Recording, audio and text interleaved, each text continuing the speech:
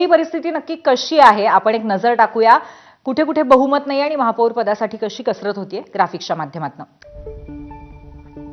अमरावतीमध्ये एकूण 87 जागा, बहुमताचा आकडा 44 आहे. सर्वात मोठा पक्ष भाजप 25, दुसऱ्या क्रमांकाचा पक्ष युवा स्वाभिमान 16 जागांसह.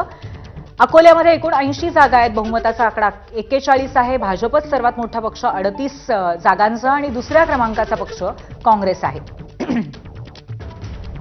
चंद्रपूरमध्ये 66 सगळ्या जागा होत्या, बहुमताचा आकडा 34 आणि इथला सर्वात मोठा पक्ष काँग्रेस आहे 27 नंबरसह आणि दुसऱ्या क्रमांकावरती 23 सीट्ससह भाजप आहे. आणि सांगलीमध्ये बहुमताचा आकडा 40 आहे, एकंदरीत संख्या 78 आहे आणि भाजपकडे 39 तर दुसऱ्या क्रमांकाचा पक्ष काँग्रेस आहे. आता भिवंडीची परिस्थिती आपण बघतोय. एकूण 90 उमेदवार इथे होते, बहुमताचा आकडा 46 आहे. सर्वात मोठा पक्ष काँग्रेस आहे 30 उमेदवारांसह निवडून आलेला आणि दुसऱ्या क्रमांकाचा पक्ष भाजप आहे 22 आकड्यासह. मालेगावामध्ये 84 पैकी 43चा बहुमताचा आकडा आहे आणि सर्वात मोठा पक्ष इस्लाम पक्ष आहे 35 उमेदवारांसह आणि दुसऱ्या क्रमांकाचा पक्ष इथे एमआयएम आहे. त्यामुळे इथे सुद्धा एक वेगळं गणित पाहायला मिळतंय. कल्याण डोंबिवलीमध्ये 122 एकंदरीत उमेदवार निवडून आलेले आहेत, त्याच्यापैकी बहुमताचा आकडा 62च आहे. सर्वात मोठा पक्ष भाजपच आहे 54 उमेदवारांसह आणि दुसऱ्या क्रमांकाचा पक्ष हा 50 या आकडेवारीसह, माफ करा, पहिला पक्ष आहे पहिल्या क्रमांकाचा हा शिवसेना आहे सर्वात मोठा पक्ष आणि दुसऱ्या क्रमांकाचा पक्ष हा विजयी 50 उमेदवारांसह भाजप आहे. उल्हासनगरमध्ये एकंदरीत 78 जागा, बहुमताचा आकडा 40, सर्वात मोठा पक्ष भाजप 38 या क्रमांकासह आणि दुसऱ्या क्रमांकाचा पक्ष आहे 36 विजयी उमेदवारांसह शिवसेना. परभणीमध्ये एकूण 65 जागा होत्या, बहुमताचा आकडा 33 आहे. शिवसेना ठाकरे पक्षाकडे 25 उमेदवार विजयी आहेत आणि सर्वात मोठा पक्ष तोच आहे आणि दुसऱ्या क्रमांकावरती 12 प्रत्येकी उमेदवार जिंकून आलेले आहेत भाजप आणि काँग्रेसचे. कोल्हापूरमध्ये एकूण 81 जागा आहेत, बहुमताचा 41चा आकडा आहे. काँग्रेस सर्वात मोठा पक्ष आहे 34 जागांसह आणि दुसऱ्या क्रमांकाचा पक्ष भाजप आहे 24 जागांसह.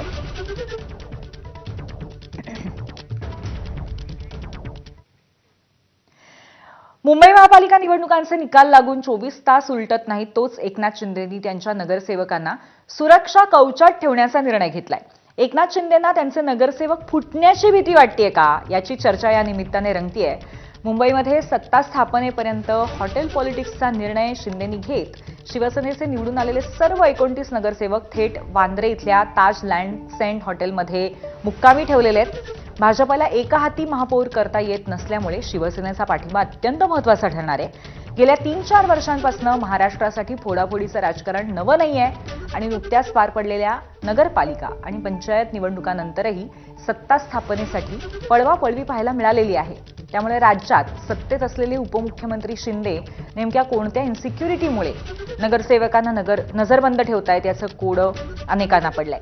सत्ता स्थापनेआधी आपल्या नगरसेवकांच्या बाबतीत शिंदेंनी नो रिस्क धोरण पत्करलंय अशी चर्चा आहे आणि त्याच अनुषंगानं त्यांनी आपल्या नगरसेवकांना सेफ झोनमध्ये ठेवल्याची शक्यता आहे.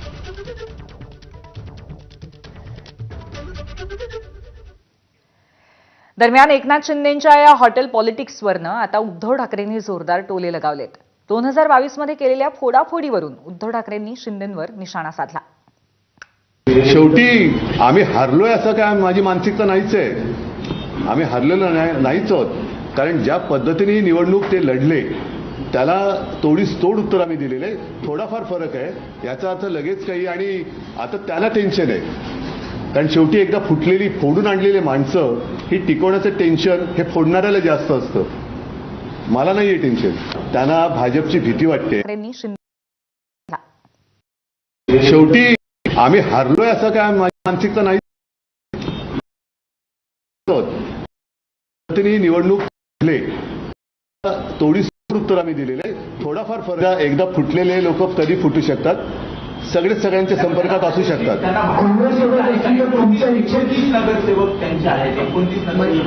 त्यातले आमचे किती फोडलेले आहेत.